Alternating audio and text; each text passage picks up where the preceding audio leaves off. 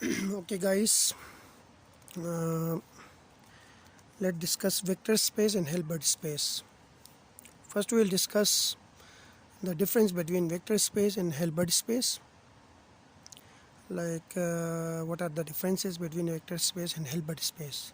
In this video, I will discuss the concept of vector space.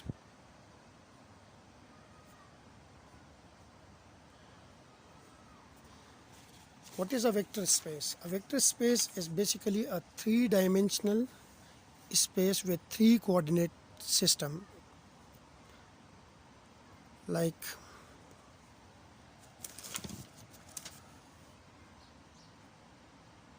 a vector space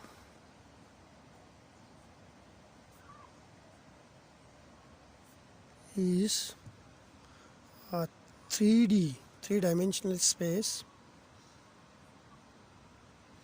with three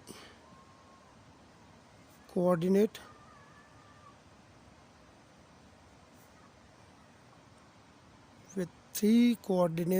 axes.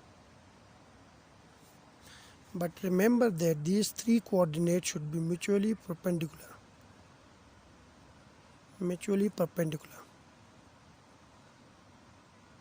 to each other.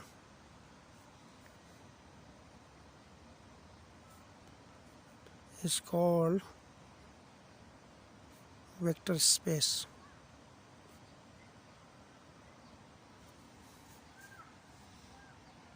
For example, we have a Cartesian coordinate system with three axes x, y and z.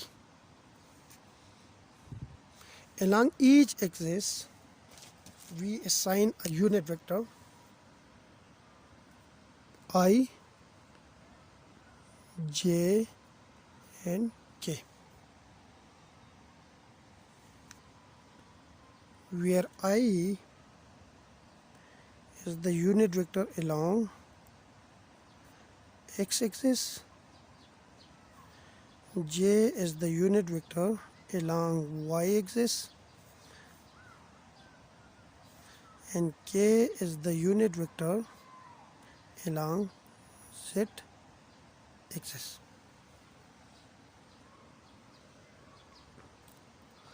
The space defined here is called vector space. In the present case, we consider a Cartesian coordinate system.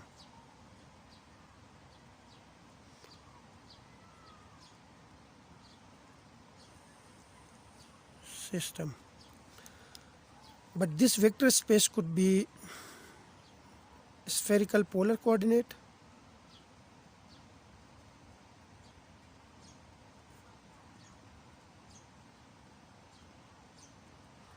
it could be cylindrical,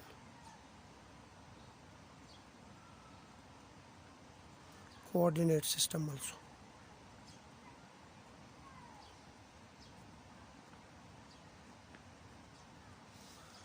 These two coordinate system you have discussed in your classical mechanics course in a more detail. So here I will just consider the simplest case, which is Cartesian coordinate system. Now the unit vector which are assigned along each axis has some specific properties. The first property is that the magnitude of unit vector is always equal to 1. The magnitude of unit vector is always equal to 1. That is, if I consider the magnitude of unit vector along x-axis, which will be equal to the magnitude of the unit vector along y-axis, which will be equal to the magnitude of the unit vector along z-axis, and these will be equal to 1. This is the definition of unit vector. How we define a unit vector? A vector having magnitude equal to 1 is called a unit vector.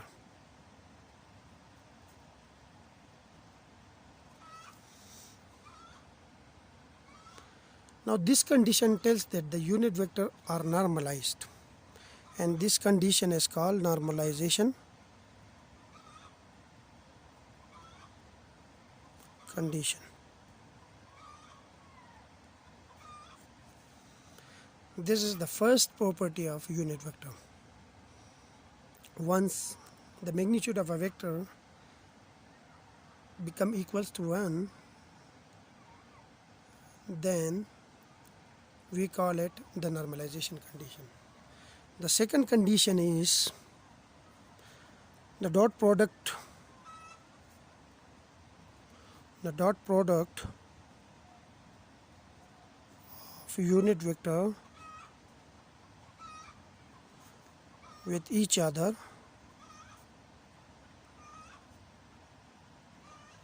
gives 0.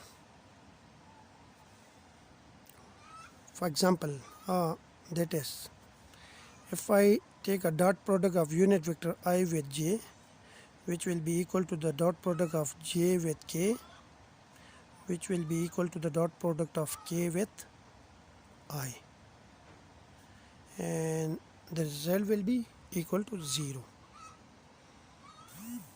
Why the dot product of I and j is equal to 0? The reason is very simple. Because the three mutually perpendicular exist, x, y and z. They are perpendicular to each other. So it means that the angle between the unit vector I and j, I and k, or j and k is always equal to 90. And we know that I dot j is equal to I magnitude dot j magnitude, product of j magnitude times cosine of 90 degree, from which we get 0. Similarly, j dot k equal to 0 and k dot I equal to 0.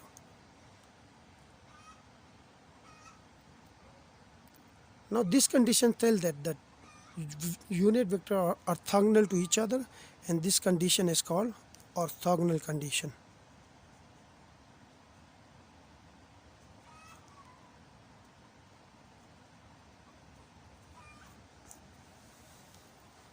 Now, once a vector is normalized and they are orthogonal, then we call it orthonormal vectors. The vectors I, j and k, they are orthonormal because they obey the normalization condition and they obey the orthogonal condition. So both these name, we will combine it and give it a single name, which is called orthonormal vectors. If a vector which is orthonormal, if vectors which are orthonormal, then these vectors are called basis of vector space.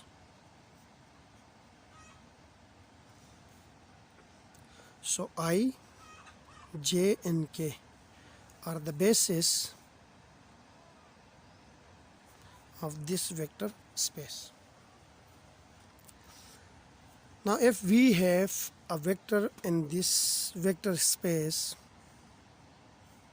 suppose we have a vector space with coordinate x, y and z, and we have a vector r which is making an angle theta with x-axis in this vector space. then this vector we can resolve into its component. We can write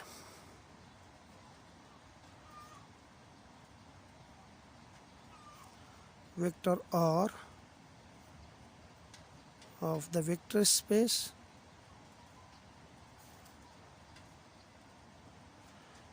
in terms of basis vector.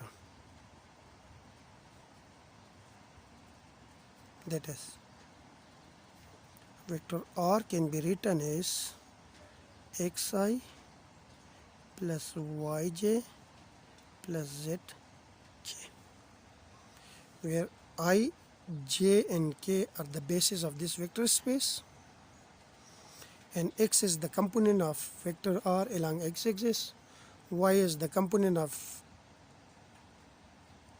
vector R along y-axis, and z is the component of this vector R along z-axis. Now this is one notation for the representation of vector in terms of basis vector, but in other books, in few books, there are different notations, like vector R can be written as x ex plus y ey plus z ez, where ex, ey and ez are the basis of the vector space. Now I and ex are the same, but in some books you will see this notation I, j and k. In some books you will see this notation ex, ey and ez. So this is all about vector space, and you people are well familiar about it from your previous knowledge. In the next video we will move to the Hilbert space.